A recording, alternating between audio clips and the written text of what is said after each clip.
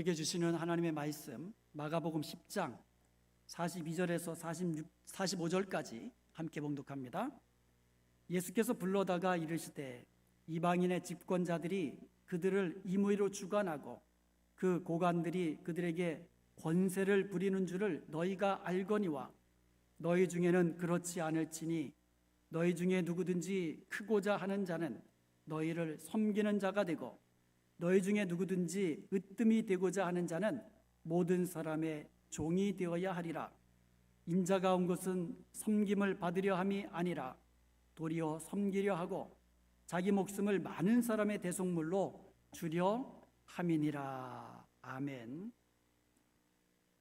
제가 1996년도에 미국에 처음 공부하러 왔는데요, 그때 그곳이 바로 버지니아에 있는 린치버그라는 곳입니다.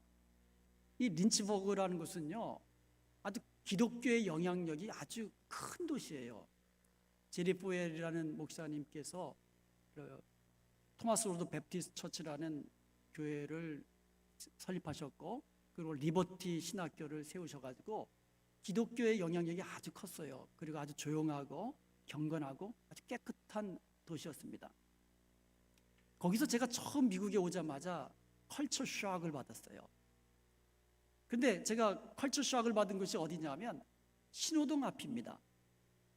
신호등 앞에 딱 서가지고는 제가 잠시 딴 생각하느냐고 이 녹색 신호등이 바뀐지도 모르고 있다가 정신 차려 보니까는 이미 빨간 신호등으로 바뀌어 버린 거예요. 그런데 뒷차들을 보니까는 내 뒤에 차들이 여러 대가 있었는데 한 차도 빵빵거리는 차들이 아무도 없었어요. 그냥 신호등 한번 바뀔 때까지 그냥 제 뒤에서 그냥 기다린 거예요. 저는요, 그때까지 한국의 그 복잡한 도로에서 빵빵거리면서 막 그냥 쏜살같이 달리던 그런 한국에서 운전하다가 그것을 보고는 깜짝 놀란 거예요. 그래서 제가 속으로 이렇게 생각했습니다. 야, 미국은 달라도 정말 다르구나. 질서도 잘 지키고 기다리기를 참 잘하는구나. 그러다가 제가 몇 달 뒤에 뉴욕을 가게 됐습니다. 갔더니 완전히 딴 세상이에요. 딴 세상. 완전히 딴 세상입니다. 조금만 지체하면 빵빵거리고 지나가면서 막 욕하고요. 창문 열고. 그래서 속으로 제가 이거 미국 맞나? 그래서 제가 깨달은 게 있어요. 린치버그에 있는 그 주민들이 물론 뭐 시민의식이 좀 더 뉴요커들보다 더 좋을 수도 있겠죠. 그렇지만 린치버그에서는요, 끝에서 끝에 가봐야 뭐 15분, 20분이에요. 트래픽이 없어요. 그러니까 한 번 신호등 바뀌어도 도착하고 나면 10분 걸려서 갈 거리가 그래봐야 1분 정도 늦는 거예요. 길어봐야 1분 늦는 거예요. 그러니까 그냥 기다리는 거죠. 그런데 뉴욕에서는 어떻습니까? 트래픽이 얼마나 심합니까?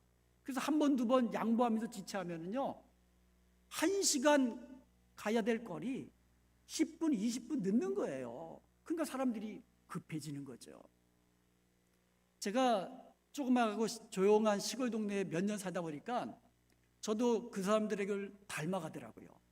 그래서 앞에서 좀 어물짱거려도 그냥 빵빵거리지 않고 기다릴 줄 알더라고요. 그래서 저도 그런 줄 알았어요. 그러다가 대도시로 딱 오니까 완전히 딴 사람 된 거예요. 교회 밴을 몰면서 마치 스포츠카 몰듯이 운전하는 저를 발견합니다. 저도 이 똑같더라 이거예요. 이와 비슷한 일이 최근에 또 벌어지지 않았습니까? 미국은 정말이지 모든 것이 풍성한 나라입니다. 마켓마다 상품들이 그냥 꽉 차 있지 않습니까? 모든 것이 넘쳐납니다. 그런데 좀 어떻습니까? 최근에 어떤 일이 벌어졌죠? 지금은 좀 안정되었지만 트럼프 대통령이 국가 비상사태를 선포하자마자 각 마켓들마다 화장지하고 물이 동이 나버렸어요. 텅텅 비었습니다. 지금은 좀 이제 많이 좋아졌잖아요. 이것은요, 자신들은 젠틀맨이라고 자기네 나라는 선진국이라고 자부하던 유럽 사람들 다르지 않았어요. 똑같았습니다. 호주 사람들 똑같았지요. 일본 사람들 똑같은 일이 벌어지고 있죠. 모든 나라 사람들 똑같은 일이 벌어집니다. 뉴스에 보니까는요, 한국 사람들은 다르다 이런 기사가 뜹니다. 물론 한국도요, 시민의식이 많이 좋아지긴 했어요. 그런데 한국이 어떤 나라입니까? 전화로 주문하면 전화 끊기가 무섭게 음식 배달되는 나라, 한국 아닙니까? 오늘 인터넷으로 주문하면 내일 아침이면 집 앞에 딱 주문한 물건이 배송되는 나라, 한국 아닙니까? 그러니까 집 밖에 안 나가도 모든 것이 해결돼요. 그러니까는 사재기할 필요가 없는 거죠. 한국 사람 다르지 않습니다. 동일한 상황이 오면 똑같이 행동합니다. 저는 그렇게 생각해요. 사람들은 모두 이기적인 본능과 욕심이라는 게 있습니다. 예수님의 12제자들이 누굽니까? 3년 동안 예수님 따라다니면서 동고동락을 한 거예요. 같이 먹고 같이 자고 3년 동안 예수님 말씀 들었던 사람들입니다. 예수님의 아름다운 인격을 보아왔던 사람들입니다. 예수님이 행하시는 놀라운 기적을 경험했던 사람들입니다. 그랬던 예수님의 제자들도 다르지 않았어요. 똑같더라 이거예요. 예수님이 마지막 십자가의 죽으심을 앞두고 예루살렘으로 올라가는 길에 예수님은 예루살렘에서 자기가 당할 일들을 제자들에게 미리 말씀해 주셨습니다. 예루살렘 올라가면 자신은 대제사장들과 그리고 서기관들에게 넘겨지게 되고 또 이방인들에게 넘겨지고 그들은 예수님을 채찍질하고요, 그 능욕하고요, 침뱉고요, 그리고 죽이게 되지만 3일 만에 다시 살아나리라는 그 어떤 말씀이셨어요. 지금 예수님은요, 지금 엄숙하게 정말 중요한 말씀을 하고 계시는데 제자들은 그게 아니더라 이거예요. 야고보와 요한이라는 제자는 형제지간입니다. 야고보와 요한이 조용히 예수님께 와가지고는 지금 예수님께 부탁을 하는 거예요. 예수님께서 하나님 나라에서 영광 중에 계실 때 우리 중에 한 사람은 주님의 우편에 그리고 나머지 한 사람은 주님의 좌편에 앉게 해주옵소서, 이런 부탁한 겁니다. 이 말을 들은 10명의 다른 제자들은요, 야고보와 요한에게 화를 내는 거예요. 지금 예수님이 그런 모습, 제자들의 모습을 지금 보신 겁니다. 그것을 보시고 제자들에게 가르치신 교훈의 말씀이 오늘 본문 말씀입니다. 세상의 집권자들은요, 백성들을 힘으로 주관하려 하고요, 다스리려고 합니다. 그렇지만 너희들은 그들과는 달라야 한다는 말씀이에요. 너희 중에는 그렇지 않으리니. 너희들은 달라야 한다는 거예요.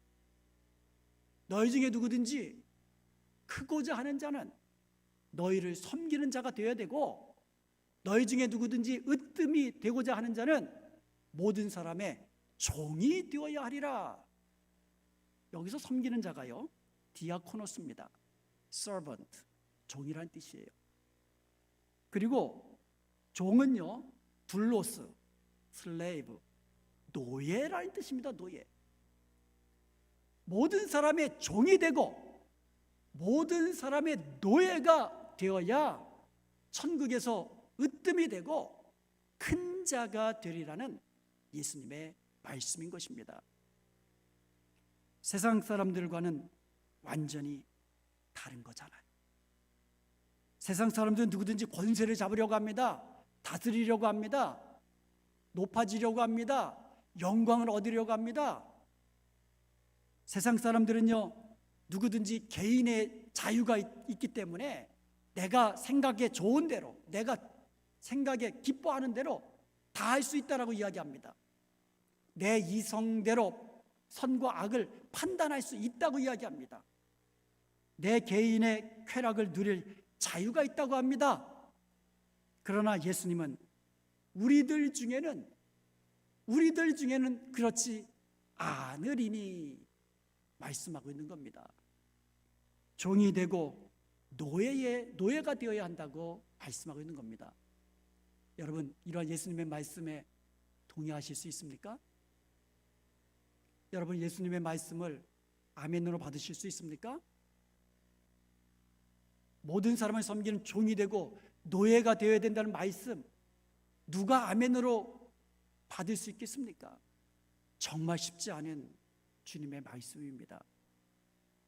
노예가 어떤 사람입니까? 사람이라고 불리기는 좀 그런, 사람과 짐승 중간쯤 되는 그런 존재예요. 이렇게 표현하면 되겠죠. 말귀를 알아듣는 짐승이다. 맨발에 벗은 몸으로 다녔지만 수치를 느낄 수도 없고요. 주인이 명령하면 무조건 예스예요. 노는 없습니다. 노에다간 죽는 거예요. 노예는 주인의 소유물입니다. 그런데 성도들은 모든 사람을 섬기는 그런 종이 되는 거예요. 그런 노예가 되라는 겁니다. 교회에서도요, 섬기는 일꾼이 되라는 것이에요. 가정에서도 사회에서도 모든 사람을 섬기는 자가 되라고 말씀하고 있습니다. 그런 사람의 실상은 큰 자고요. 그런 사람이 천국에서 으뜸이 되는 자라고 말씀하시고 계시는 것입니다. 예수님은 이런 말씀을요, 말로만 하신 것이 아니라 실제 자신이 모범으로서 우리에게 보여주셨습니다. 45절 말씀입니다. 함께 보겠습니다. 인자가 온 것은 섬김을 받으려 함이 아니라 도리어 섬기려 하고 모든 자기 목숨을 많은 사람의 대속물로 주려 함이니라. 인자, 예수님을 말씀하고 있죠. 예수님이 이 땅에 오신 것은 섬김을 받으려 함이 아니라 도리어 섬기려 하고 자기 목숨, 예수님의 목숨을 많은 사람의 대속물로 주려 하기 위해서 오셨다고. 여기서 대속물로 준다는 말은 예수님의 십자가의 죽으심을 의미하는 것입니다. 예수님은 세상과 다르셨습니다. 예수님은 우리를 사랑하셔가지고 자기 목숨을 우리의 대속물로 우리 죄를 대신하여 십자가에 죽으셨습니다. 이것이 예수님이 우리를 섬기신 섬김이었습니다. 십자가의 죽으심, 이것은 예수님이 우리를 섬기신 예수님의 섬기는 모양이었어요. 이러한 섬김이 가능했던 것은 우리를 향하신 주님의 끝없는 사랑 때문입니다. 이 세상은 죄와 사망이 왕노릇하고 있습니다. 죄의 싹은 사망입니다. 죄가 이 땅에 들어온 이후로부터 영적으로 인간들은 하나님과 단절되었습니다. 영적인 죽음을 맞이하게 된 겁니다. 육체적으로도요, 병에 걸리고요, 육체적인 사망이 찾아왔습니다. 인간관계 속에서도요, 서로 미워하고 거짓말하고 질투하고 시기하고, 이 세상에는요, 다툼과 폭력과 살인이 끝이지 않고요, 전쟁이 멈추지 않습니다. 죄악이 세상에 가득해지고요, 마음에 생각하는 모든 것이 항상 악하게 되어버렸습니다. 하나님이 정하신 창조의 질서를 어기고 동성애가 횡행하고요, 인간의 이성으로 하나님을 대적하고 하나님에게까지 높아지려고 교만함을 보이고 있는 것입니다. 한국 사람이든 미국 사람이든 어떤 나라 사람이든 동일합니다. 누구든지 정도의 차이는 있겠지만 근본적으로는 똑같아요. 자기 이익을 구하고요, 죄된 본성에 따라서 욕심을 구하며 살아가는 거예요. 그러나 우리 크리스천들은 다르다는 거예요. 우리 성도들은 세상과 달라야 한다고 말씀하고 있습니다. 예수님을 믿고 구원받은 우리 성도들은 예수님처럼 섬기는 자가 되어야 된다는 거예요. 사랑으로 섬기는 자가 되라고 말씀하는 겁니다. 그래야 세상과 다른 자로 살 수 있다는 거예요. 사도행전 11장 26절에 보니까요, 성도들이 크리스천이라고 일컬음을 받게 된 것은요, 이방 땅 안디옥에서였습니다. 이 안디옥 교회에서 처음으로 성도들이 크리스천, 그리스도인이다라는 칭함을 받게 되었습니다. 그들은 세상과 달랐던 거예요. 그들은 세상으로부터 달랐기에 세상이 그들을 향하여 작은 그리스도인들이다, 작은 그리스도다, 예수님을 닮은 사람들이다, 크리스천이라고, 그리스도인이라고 세상이 그들을 불러주었던 것입니다. 사실 초대 기독교는요, 엄청난 핍박받았습니다. 그 당시 로마 제국 아래에 있었잖아요. 로마 제국 아래에서 엄청난 핍박과 박해를 받았던 것이 초기 기독교입니다. 그래서 크리스천들은요, 카타콤이라는 지하 묘지, 무덤입니다.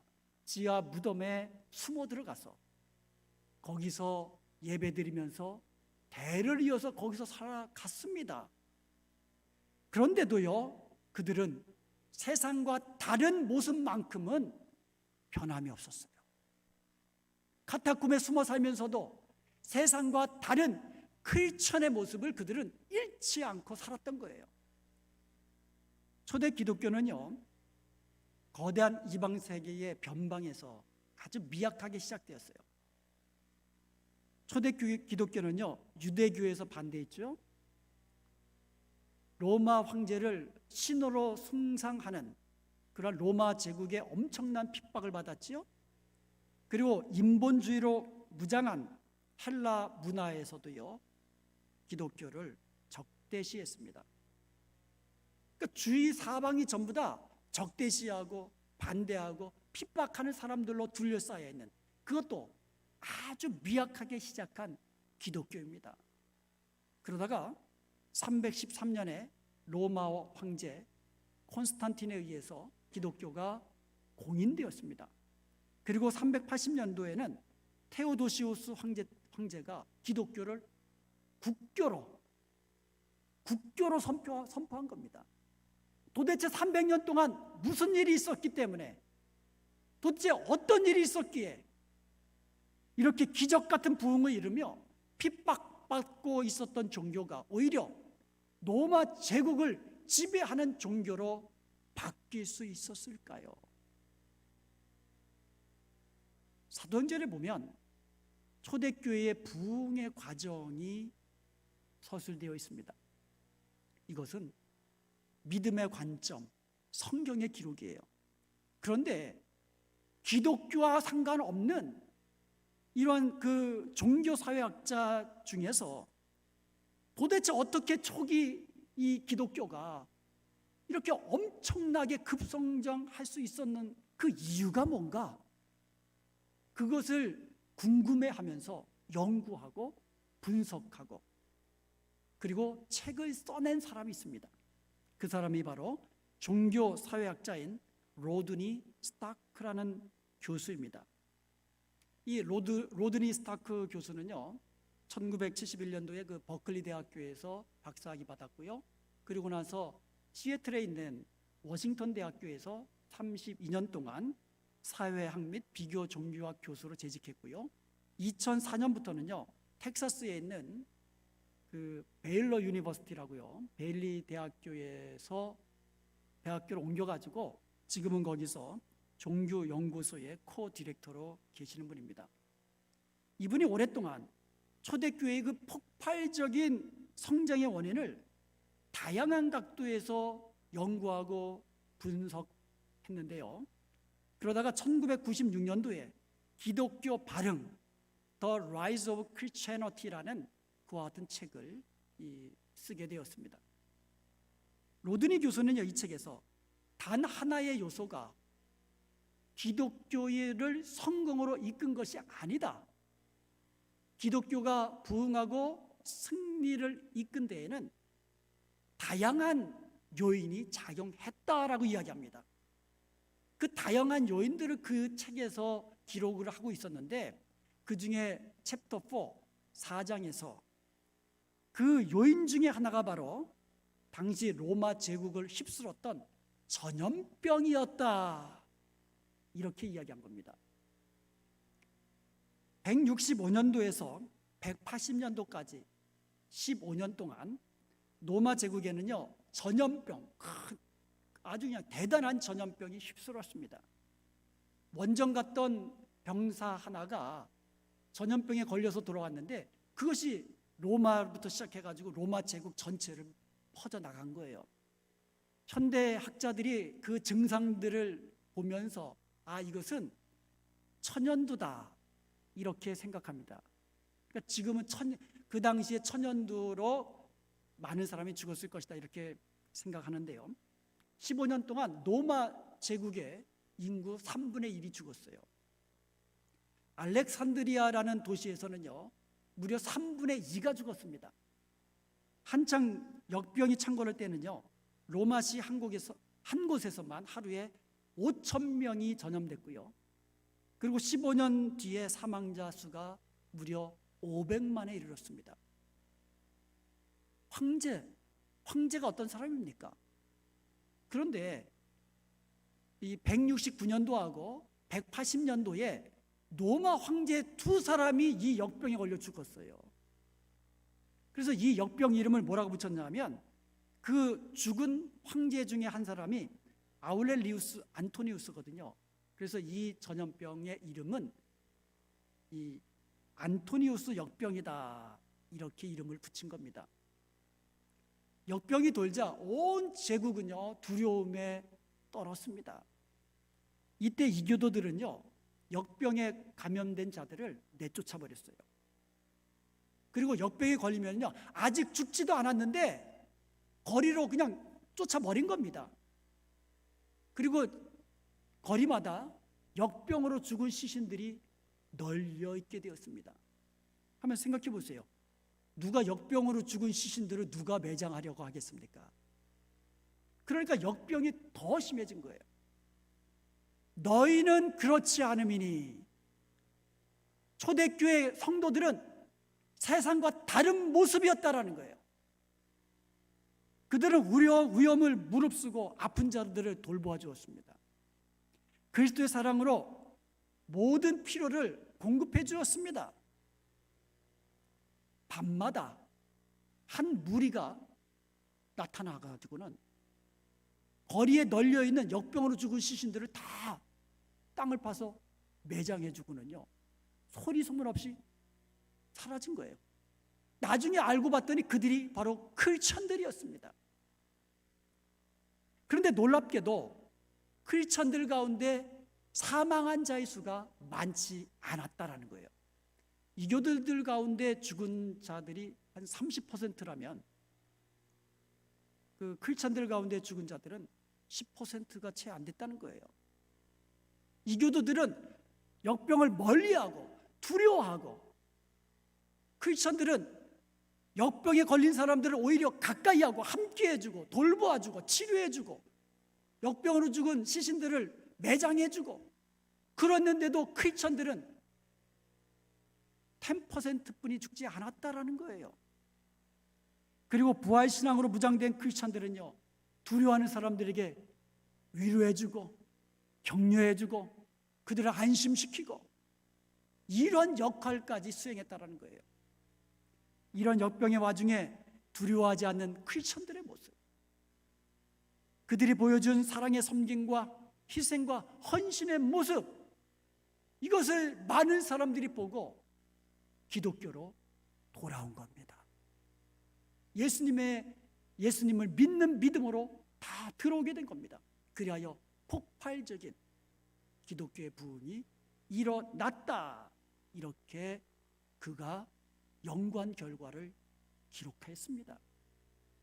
너희 중에는 그렇지 않음이니. 성도의 능력은 거룩, 즉 세상과 다름에서 나오는 거예요. 낯을 잃은 소금은요 밖에 버려져 가지고 밟혀지고 버려질 뿐입니다. 거룩함을 잃어버린 성도는요 세상의 조롱거리가 되는 거예요. 오늘날 교회가 세상에서 욕을 먹는 이유는 똑같다라는 거예요. 크리스천들이나 우리나 다르게 뭐가 있냐? 똑같다라는 거예요. 그러니까 욕을 먹는 거예요. 오히려 더하다는 거잖아요. 예수님께서는 죄인을 구원하시기 위하여 죄를 대속하는 대속물로 십자가에서 자기 생명을 내어주셨습니다. 우리도 예수님의 본을 받아 어려울 때에 주님의 사랑으로 섬기는 자가 되어야 될 줄로 믿습니다. 로마를 휩쓸었던 역병 15년 뒤에 사라졌습니다. 지금 전 세계를 두렵게 하는 이 코로나 전염병, 언젠가는 그칠 겁니다. 그런데 놀랍게도 예수 그리스도의 복음은 지금까지 멈추지 않고 전파되어 온 줄로 믿습니다. 오직 땅끝까지 전파된 후에야 이 복음의 바이러스는 그칠 것입니다. 그때 우리 주님은 다시 오시는 것입니다. 사도행전 24장 5절에 보면 유대인들이 사도 바울을 로마 총독 벨릭스에게 고발을 합니다. 고발하면서 이런 말을 합니다. 이 사도 바울은요, 전염병 같은 자입니다. 이렇게 고발했어요. 그렇습니다. 우리 성도들은요, 예수님의 십자가에서 보여주신 그 복음을 전하는, 복음의 바이러스를 전하는 전염병을 전하는 자가 되어야 될 줄로 믿습니다. 세상의 전염병은요, 감염되면 죽습니다. 뭐 다 죽기는 하겠습니까? 그렇지만 많은 사람이 죽어요. 패스트 같은 전염병에 걸리면 그야말로 치사율이 엄청났습니다. 그런데요, 복음의 바이러스에 전파된 사람은 죽는 것이 아니라 살아나게 되는 것을 믿으시기를 예수님의 이름으로 축원합니다. 살리는 이 전염병을 우리는 전파하는 사람들이에요. 우리가 전하는 복음은 사람을 살리는 것입니다. 그리고 우리가 전하는 이 복음이 더욱더 강력하게 전파되기 위해서 필요한 것이 우리의 사랑이라는 거예요. 사랑이고 섬김입니다. 우리가 사랑으로 섬길 때에 우리가 전하는 복음은, 예수 그리스도의 십자가의 복음은 더욱더 강력하게 땅끝까지 전파될 줄로 믿습니다. 오늘은 종려주일입니다. 내일부터 고난주간이 시작됩니다. 우리의 죄를 대신하여 십자가에 피 흘려 죽으신 예수님의 고난을 묵상하면서 경건하게 한 주간을 보내시기 바랍니다. 우리의 죄를 용서하시고 구원하여 주신 주님의 그 끝없는 사랑과 주님의 은총에 감사하며 보내시기 바랍니다.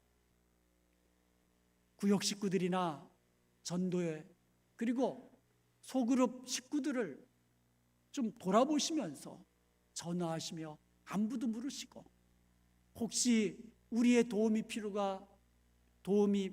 필요한 자는 없는지 돌아보십시다.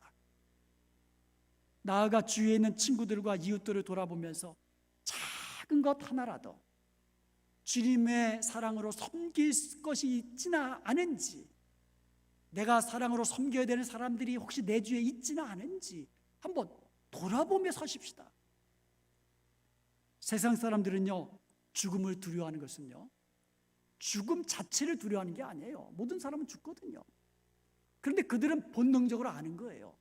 내가 죽고 나면 영원한 심판 앞에 멸망받게 될 것을 본능적으로 알고 두려워하는 거예요.